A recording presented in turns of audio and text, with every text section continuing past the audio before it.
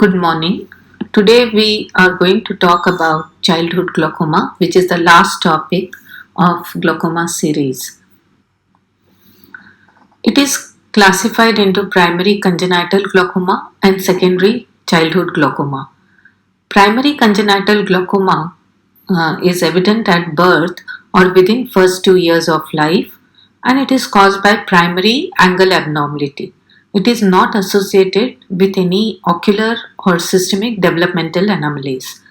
Secondary childhood glaucoma is a glaucoma where outflow obstruction is due to some events like trauma, tumor, or surgery and not developmental abnormality. Primary congenital glaucoma is divided into infantile glaucoma, which present in the first 2 years of life, and juvenile glaucoma when it is seen after the second year. Secondary congenital glaucoma is glaucoma associated with syndromes like it is seen here that there is a child with Sturge-Weber syndrome. Primary congenital glaucoma is the most common type of childhood glaucoma, and its incidence is 1 in 10,000 live births. Up to 60 to 80% cases are bilateral and 25% are detected at birth. 80% are detected by first year, and it is most common in boys and mostly it is sporadic, but some cases are autosomal recessive. There is mutation in chromosome CYPB gene, that is 1p36 and 2p21. The pathogenesis of primary glaucoma is based on developmental defect of the angle, which is immature, thick and compressed. This causes obstruction and hence increase in intraocular pressure. Barkan and Wurst first described the presence of this membrane and hence the name Barkan's membrane, which is seen over trabecular meshwork. Coming to ocular manifestations, the classical triad of primary congenital glaucoma is characterized by epiphora, blepharospasm and photophobia. Most common presenting sign is corneal clouding. The rapid ocular expansion leads to buphthalmos or the ox eye appearance, which causes corneal enlargement and breaks in Descemet's membrane, forming Habs-Triad. This leads to corneal edema, photophobia and epiphora. The corneal diameter, degree of opacification and Habs-Triad should be noted. The normal corneal diameter is 9.5 to 10.5 millimeter horizontally in a full-term baby, and any value above 12 millimeter is suspicious. Any value which is above 14 millimeter is diagnostic of glaucoma. Habs-Triad are breaks in Descemet's membrane and are usually oriented horizontally or curvilinearly. Expansion of sclera makes it very thin and hence underlying uveal tissue may be seen through it, giving a blue color instead of white color. So sclera is blue in color in these patients. Anterior chamber is deep and lens is shifted backwards and it is flattened, leading to iridodonesis. There is myopia, astigmatism and anisometropia, which may be associated with this type of glaucoma. Complete examination of child under anesthesia is very important. Baseline evaluation for general anesthesia fitness must be taken along with pediatric evaluation for systemic associations. Proper examination of cornea with corneal diameter measurements should be done, and intraocular pressure should be measured by hand-held Perkins tonometer or by tonopen.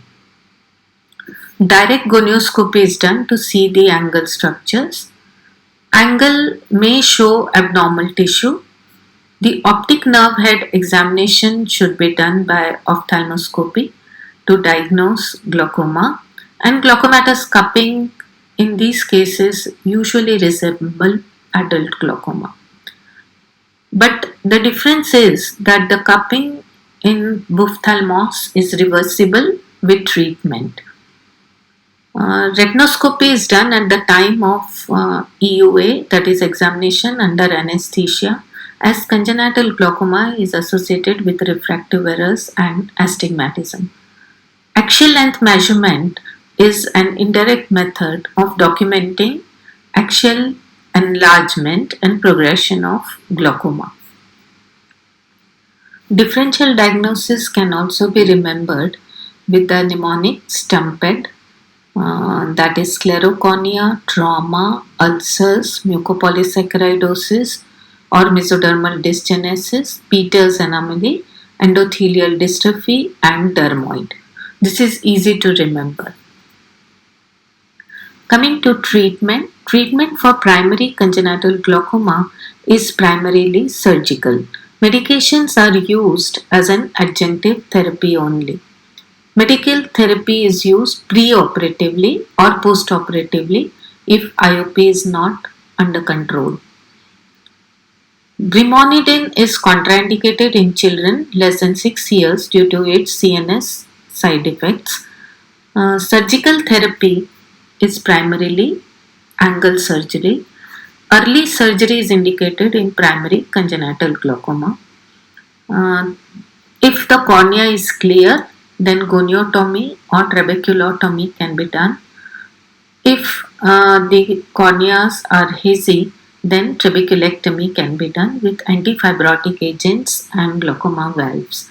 Long-term follow-up is important in these cases, as all these patients will need lifelong follow-up. Management of amblyopia is another important factor for the outcome of childhood glaucoma. Coming to developmental glaucoma. Developmental glaucoma may be seen with various ocular or systemic disorders. Some of the important clinical entities are Axenfeld-Rieger syndrome, that is trabeculodysgenesis. It's a bilateral developmental disorder with autosomal dominant inheritance. It is characterized by prominent Schwalbe's line, which is called as posterior embryotoxin. There is attachment between iris and Schwalbe's line, that is prominent embryotoxin. Rieger's anomaly, that is iridotrabeculodysgenesis, and it is characterized by posterior embryotoxin, iris atrophy, hole formation, and correctopia. Rieger's syndrome, this refers to ocular anomalies with systemic defects such as microdontia, hypodontia, broad flat nose, maxillary hypoplasia, etc. Then Peters anomaly, that is corneo-iridotrabeculodysgenesis. It's a bilateral inherited disease characterized by glaucoma-grade corneal opacity, and iris is adherent at margin of the opacity and associated with lens abnormalities. Then aniridia, it's a bilateral developmental defect which is characterized by congenital absence of iris, and it is replaced by a rudimentary stump of the iris. So in this picture you can see the Rieger's anomaly, that is hypoplasia of iris stroma with pupillary abnormalities are seen, holes are seen in the iris, that is Rieger's anomaly. And in this baby is a patient of Peters anomaly, that is corneal opacity is seen. So in conclusion, congenital glaucoma is a surgical emergency. Early detection is critical. Definitive treatment is by surgery. Child may require repeated surgeries to control intraocular pressure, and management of amblyopia is crucial for development of vision. The expected questions on this is differential diagnosis of watering in an infant, and what are the clinical features, signs, symptoms of ophthalmos, how is it managed.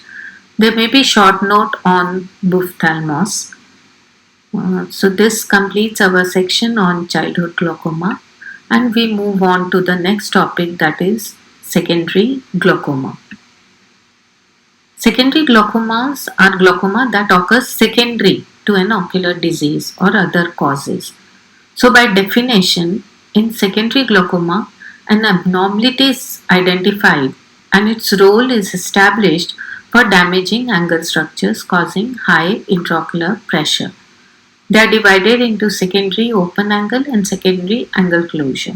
Secondary open angle can be pre-trabecular, trabecular, or post-trabecular type of glaucoma, whereas secondary angle closure can be with pupillary block or without pupillary block. Depending on the mechanism of angle closure, they can be divided into two types, that is, with the pupillary block and without pupillary block. So, secondary glaucoma with pupillary block are aphakic, pseudophakic glaucomas, phacomorphic glaucoma, uveitic glaucoma, silicon oil induced glaucoma or subluxation of lens. Non-pupillary block mechanism like iris and lens is pushed or pulled anteriorly. For example, neovascular glaucoma, malignant glaucoma, ciliochoroidal effusion, tumors, drug-induced, that is by topiramate, and scleral buckling or procedures, vitreoretinal surgeries. Coming to aphakic or pseudophakic glaucoma. This type of glaucoma develops in a normal patient as a result of surgery. It can be early or late postoperative period. The early postoperative glaucoma may be because of retained viscoelastic material, pigment dispersion, inflammation, hemorrhage, or retained lens material, or it can be because of malpositioned IOL, vitreous in anterior chamber, epithelial and fibrous ingrowth. There can be pupillary block and malignant glaucoma in postoperative period, and treatment is based on the mechanism of increase in intraocular pressure. Medical treatment is tried first, and in refractory cases, surgical treatment is done. Coming to phacomorphic glaucoma, it is due to swelling of the lens, that is morphological changes in the lens, which leads to intumescence of the cataract. It pushes iris forward, leading to shallow anterior chamber and angle closure. Symptoms are there is history of usually gradual progressive diminution of vision, which is followed by sudden onset of pain and redness, that is the intumescent stage of the cataract. On examination, there is ciliary congestion with shallow anterior chamber. In the presence of corneal edema, increased intraocular pressure and cataractous lens, which is white, total white in color, and intumescent stage. Treatment is by cataract extraction after control of inflammation and intraocular pressure. If patient presents late, then combined surgery is required, that is trabeculectomy with cataract surgery. Uveitic glaucoma, it is one of the most common complications of ocular inflammation or uveitis, and glaucoma may be open or narrow angle type of glaucoma, but open angle is more common. Open angle is due to obstruction of trabecular meshwork by inflammatory cells, fibrin and proteins during the acute phase of the disease. And secondary angle closure with pupillary block is due to 360 degrees of posterior synechia, which develops blocking the flow of aqueous. Inflammation may lead to peripheral anterior synechia and angle closure. Treatment is by inflammation should be controlled by the steroids, and intraocular pressure is controlled by anti-glaucoma drugs, and if not, then by surgery. Neovascular glaucoma. It is characterized by increased intraocular pressure due to synechial closure of the angle by fibrovascular membrane secondary to rubeosis iridis. Rubeosis iridis or neovascularization of the iris, you can see in the photograph, is due to hypoxic insult to the retina as a result of retinal vascular occlusion or maybe due to diabetic retinopathy. Central retinal venous occlusion leads to 90 days glaucoma, as increase in intraocular pressure occurs in about 3 months after occlusion. Posterior ischemia leads to liberation of vascular endothelial growth factor, and anterior diffusion of these factors leads to proliferation of immature vessels on iris, called as neovascularization of the iris, and also angle, causing peripheral anterior synechia. This leads to reduction in aqueous outflow and secondary glaucoma. There are 3 stages in neovascular glaucoma: pre-glaucoma stage, then open angle glaucoma stage, and angle closure glaucoma stage. Pre-glaucoma stage, there is neovascularization of the iris, which is seen with normal intraocular pressure. In open angle glaucoma stage, there is increase in IOP with open angle, and in angle closure glaucoma stage, there are fibrovascular membrane which causes 360-degree synechial closure with high intraocular pressure, as seen in the figure.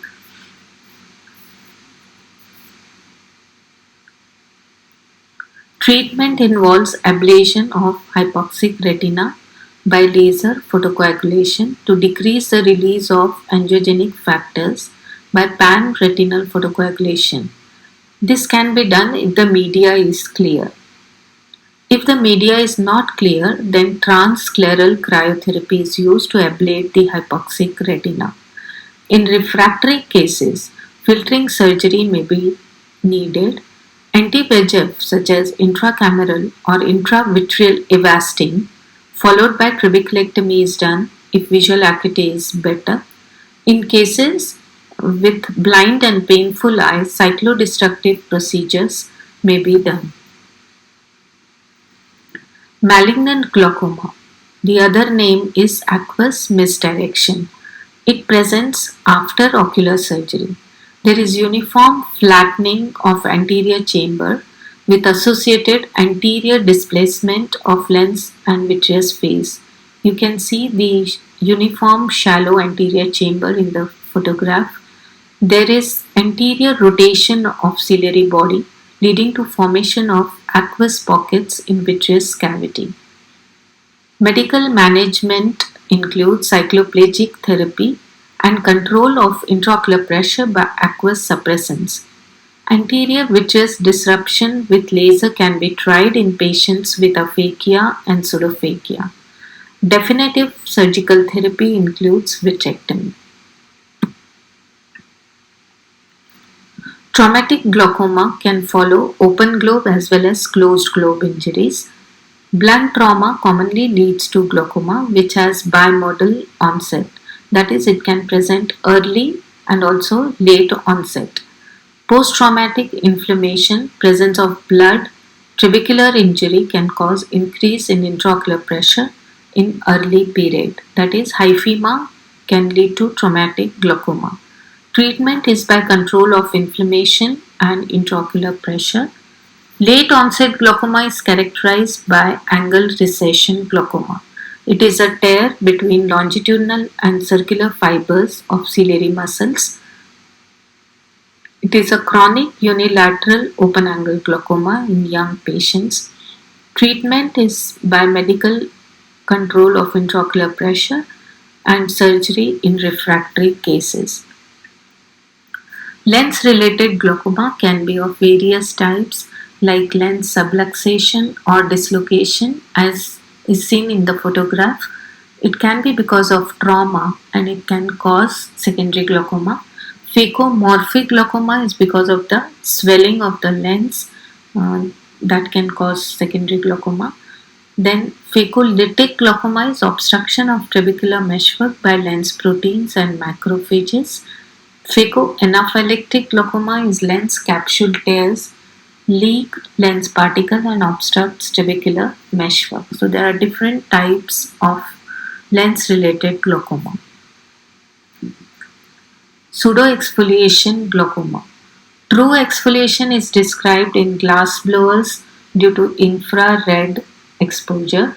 Pseudoexfoliation is a systemic disorder which is characterized by production and accumulation of fibrillar extracellular matrix in various tissues. The incidence of this disease increases with age. Clinical findings on examination show exfoliative material, which is a dandruff like white material seen over the pupillary margin, as you can see in the photograph. On dilating the pupil, three classical zones are seen on anterior lens capsule, which is seen in the second photograph. Glaucoma may be associated with it, and it can be either open angle or angle closure type of glaucoma. Pigment deposition can be found on the anterior chamber structures. Iris transillumination defects can be found near pupillary margin. Pigmented line anterior to shawl base line is seen on gonioscopy called as Sample-Vesey line, which is typically present in gonioscopy. Management is glaucoma is more severe with greater IOP fluctuation, and it has more rapid progression and more dense field loss. So treatment is medical control of intraocular pressure and surgery in refractory cases. Coming to pigment dispersion syndrome, it is a condition of abnormal release of pigment from posterior iris surface, which is deposited on the cornea, angle, anterior lens capsule, zonules, etc. There may be increase in intraocular pressure and glaucomatous optic neuropathy, which is called as pigmentary glaucoma. So syndrome is when there is liberation of pigment, but there is no rise in intraocular pressure.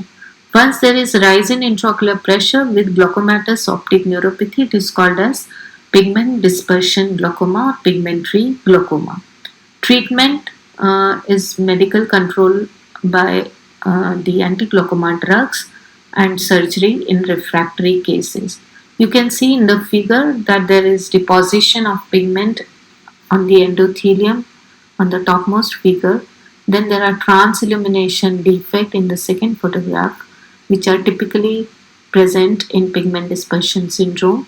And in gonioscopy, there is deposition of pigment in trabecular meshwork.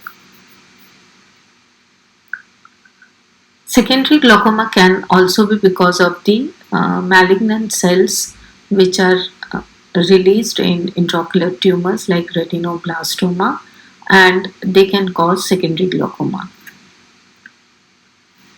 Questions on this topic can be a full question on secondary glaucoma or short note, that is on neovascular glaucoma, phacomorphic glaucoma, lens-induced glaucoma, malignant glaucoma, traumatic glaucoma, uveitic glaucoma. So all these glaucomas can appear as short note. These are my references. Thank you.